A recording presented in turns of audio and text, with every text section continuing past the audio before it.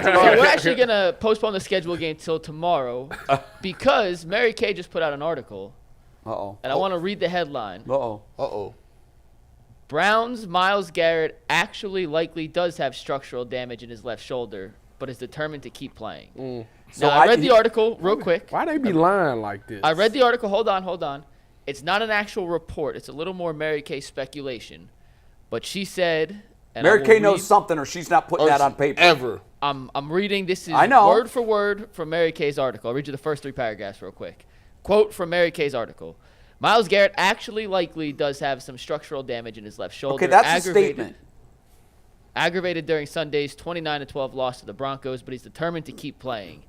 Given the fact that Garrett, quote, felt a pop during the game and couldn't lift his shoulder afterwards, it's highly unlikely that there's no damage inside. It does not mean it will keep him from playing or that he'll need surgery, but there's an issue in the shoulder that's been bothering him for a while, and it got worse Sunday.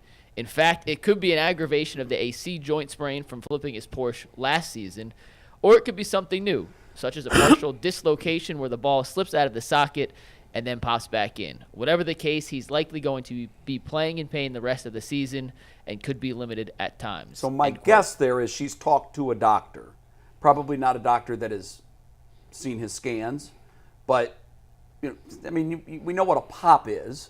A pop is never good. My guess and is... I think she's probably right on point with that. Yeah, my guess is that somebody from MYLES camp told her... May well have. If he doesn't play as well... Perhaps.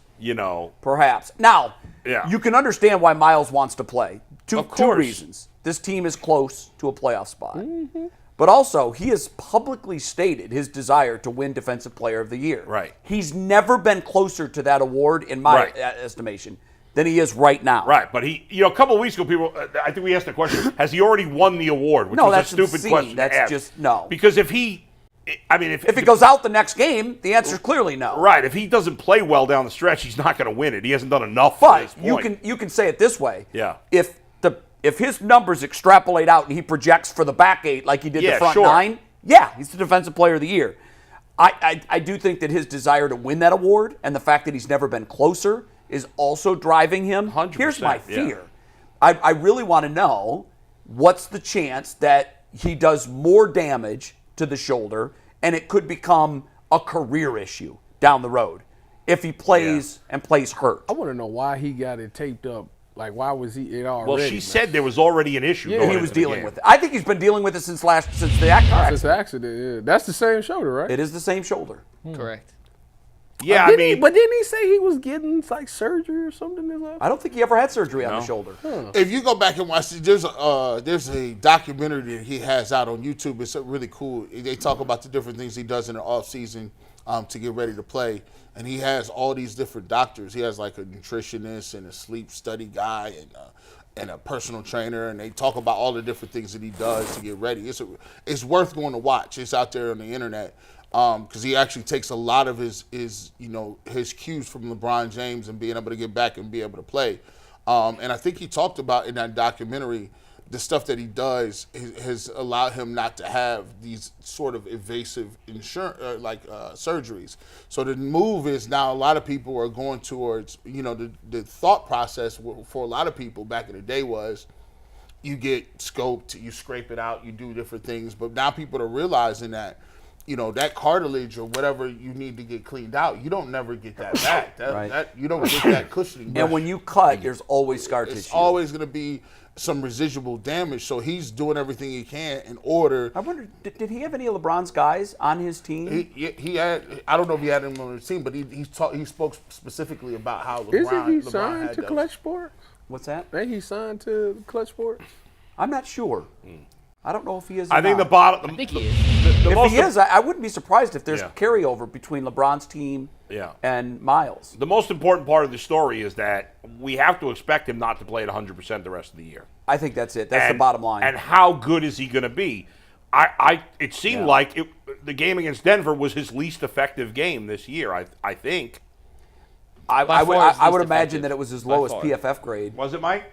His lowest PFF grade, I'll double check, but is by far his least productive as far as the additional box score numbers go. And so are we going to get, like, if the MYLES GARRETT we saw against Denver is the guy we're going to see the rest of the way, well, That's a is- big problem Is for the that Browns. going to be enough? That just on the production, obviously. Now, he'll I know probably It be was his better. lowest, 'cause- by the way, Jay. it was his It lowest was. graded PFF. Yeah, Now I he mean, was going up against the stalwart too. Do you and think- that has to be taken into Do account. you think the Cleveland Browns are not great at diagnosing shoulder injuries? I think they're not good at being transparent up front. I told you this Tuesday when I came down here. Monday we watched the news conference in the sports office upstairs, and the skepticism was at 100. Yeah. We were like, nope, I not don't buying believe- it. yeah. Not buying it. There's something more. Mary We're Kay not buying said it. yesterday that I wasn't buying it either, though. He answered the question, but it was a two-part question, so And maybe he answered the more favorable part. Yeah, right. So who knows? But at this point, especially when it comes to shoulders, there's been so much. Well, I told you I listened to the post game because Yeah. I worked on the post game show, and when he said it, he was just like, I felt the pop in it, Yeah. and it was like, will you be able to go? He said, well, you know how I am. I always want to be out there with my guys. I don't want to do anything to hurt this team, but if I can go, I can go. They was like, well, are you gonna play even if a doctor tells you not to? He said, well, I've heard that before, and I still went out there and played. And So, last year, I think. yeah, so Yeah, I mean, he if just it's missed just one game last year. Right. If it's just a pain tolerance thing, even though it might be extremely painful, knowing him, I say knowing him, I don't know him personally, but knowing his reputation as a warrior. Right, like I would assume he's going to play no matter how much it hurts. it's gonna be so hard. Yeah. Cause he on the right side coming off the end. Like you gotta rip up. Yeah. And like I think Jay asked I the don't question think the you other can- day, or somebody I did. asked G it. would know. Like Like Mike asked it. Would you rip flip up. him? Would you flip him to the other side? To protect the arm. I wouldn't tell him to put it be in a stance. He'd be standing up the rest He of the year. still gotta rip to get under there. But here's the thing. Or he gotta try to dip and they gonna hit that shoulder. His It's stance, gonna- he has a 4-point stance, right? He's getting down. The best thing about Myles Garrett is his get off. He's exploding off the ground. He Yes. has to have his hands on the ground. That's a lot of weight and pressure to be getting down 50 snaps a game, having 280 pounds leaning on your that shoulder. shoulder. So my thing is, yeah, he still has to rip, but here's the thing. This is a time period where you got to come with more moves. Sometimes, if you can't rip and you can't swim, you better be figuring out something else to do because you got to have multiple counter moves. Because trust me, It's gonna be a spin they move, are huh? looking for those. They are looking for His ways. spin move's good. Well, he better be Dwight Yeah. Freeney. I think. Oh man. I think one Watch thing. some tape. I think one thing that will probably happen, and we'll look at it as the weeks go by, is he's going to be out there for less snaps. Yeah. Right. I would you're gonna- think for sure. You're going to pick your spots more with him Yeah. to try to keep him healthier. And that's what they did late in the game against Denver. You saw Right. he's on the sideline a lot more than he typically right. is. Maybe he's just going to be out there on third downs or second and longs. I don't know, but it sucks. No, it does. It's been a Anything series else of noteworthy in that article? injuries there. Say it again. Anything else noteworthy in Mary Kay's article? No, he's gonna play. Hopefully, we'll learn some more. But Yeah.